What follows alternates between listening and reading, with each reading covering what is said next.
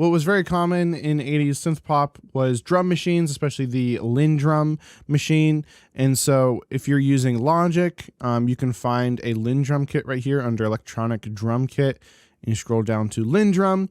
Maybe if you're not using Logic, maybe your DAW has something like this, some kind of a vintage drum machine kit. You can use that. If not, then you can just actually use my free 80s drum sample pack. You can click in the description to get that, or you can go to orpheusaudioacademy.com/starter pack, and you can get a bunch of 80s drum samples that you can import right into your project for free. So if you're using the Lindrum, it sounds sort of like this.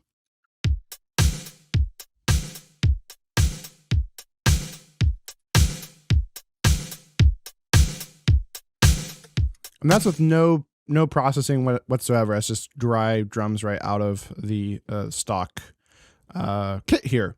Or you can use my sample pack. There's a bunch of samples in here, multiple kicks, multiple snares, and so on. So I just loaded a few of them into here, and it sounds like this.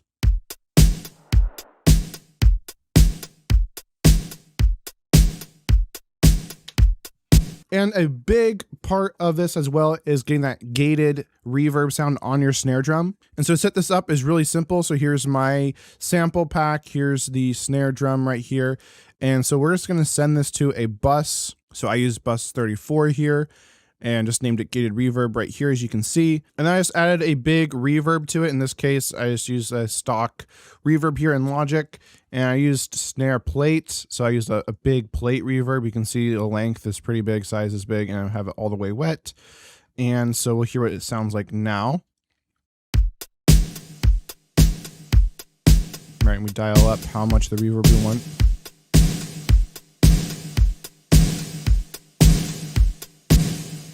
Really cool sound, makes for a really big snare. The downside with a big reverb like that is it's gonna bleed over into your next snare hit, and it just creates a big kind of cloudy, muddy mess over your mix as a whole. So to deal with that, we throw a gate on. So here's a noise gate. This is a stock noise gate here in Logic, so you can use whatever you have in your DAW. And these are the settings we dialed in. I have 0 attack, hold for about 110 milliseconds. Release, you can do anywhere from like 150 to like 300 is good. Just set the preference, really, whatever you want for your song will work. And then set the threshold so that it's actually reducing to taste. And then we want to actually sidechain this to itself. So I did bus 34, which is this bus that it's on. So therefore it is going to be reacting to our reverb here. So now with this gate on, we'll hear the difference.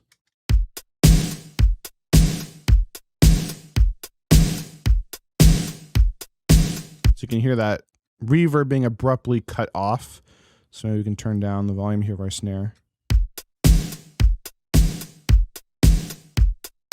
If you don't want it as loud, or we can keep the dry a little bit louder and just reduce how much of the reverb we're getting.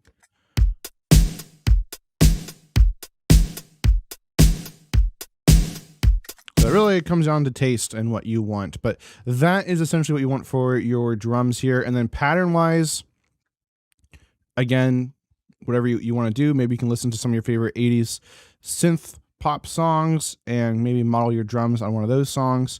But a very common pattern here is just a 4 on the floor kick with a snare hitting on the 2 and the 4 here, and then some kind of hi-hat pattern mixed in there. So this is a really common pattern here, very simple pattern that you can use. That's using a lot of synth pop and synthwave style of music. So that's what I got going on here. But I decided not to use these just for the sake of speed, not having to do a whole lot of mixing. I use some drums by UJam. One is called Beatmaker Vice. So these are like 80s synth pop drums already assembled here in this one plugin with the mixing and everything already done for you, basically. And it has really awesome sound. So if we listen to this,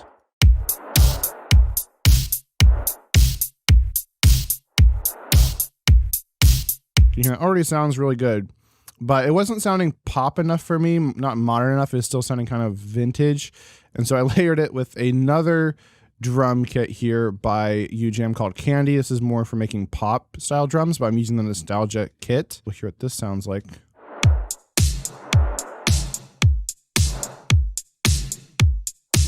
I did full reviews on both of these plugins, which I'll have these linked in the description below.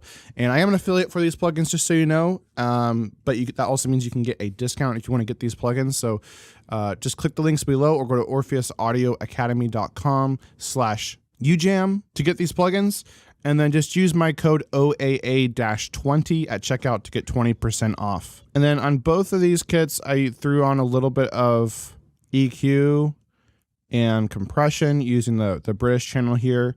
I did a full tutorial on how I like to use this on my drums. So I'll go ahead and link that in the description below as well. And I threw on this tube channel saturation. It has a little bit of EQ as well and compression on both of these just to add a little extra saturation. So then together, these sound like so.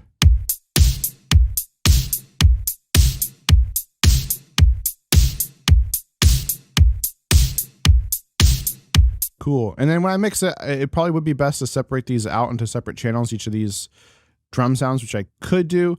But the nice thing about these plugins is they already sound mixed because they have a mix tool here and they're already applying processing here.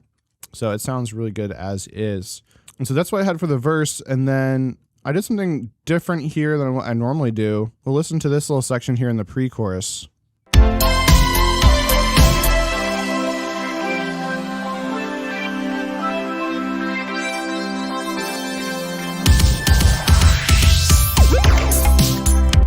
Kind of like changed up the timing there a little bit, like had a little skippy part. And so the way I did that, I just thought that was kind of a cool way of like kind of a pattern interrupt, kind of waking you up right before the chorus. And so I played the lead part first. I had these leads doing this cool pattern here. And so I'm like, well, why don't I just delete everything, delete the chords, delete the bass, pads, everything, drums, and then just replace them with the exact same pattern. So I have the bass doing the same pattern here. And the same thing with the drums with the kick, snare, and toms following that same pattern. I thought that was a cool little transition there. Be sure to download my free Synthwave sample pack in the description. Not only does this contain over 100 80s drum and effects samples, but it also includes my Synthwave sound design cookbook, which includes step-by-step recipes for creating your own Synthwave sounds. And it includes my Synthwave mixing cheat sheet, which breaks down specific mixing techniques you can use to get that retro Synthwave sound every single time. Again, this is all free in the description below, or you can go to orpheusaudioacademy.com/starter pack. If you found this video helpful, be sure to hit that like button like you're Marty McFly trying to get back to the future. And if you want more help creating Synthwave music, be sure to click the video playing on the screen right now, as that is my full in-depth tutorial on creating a Synthwave song from start to finish. With that, have an awesome day and keep creating.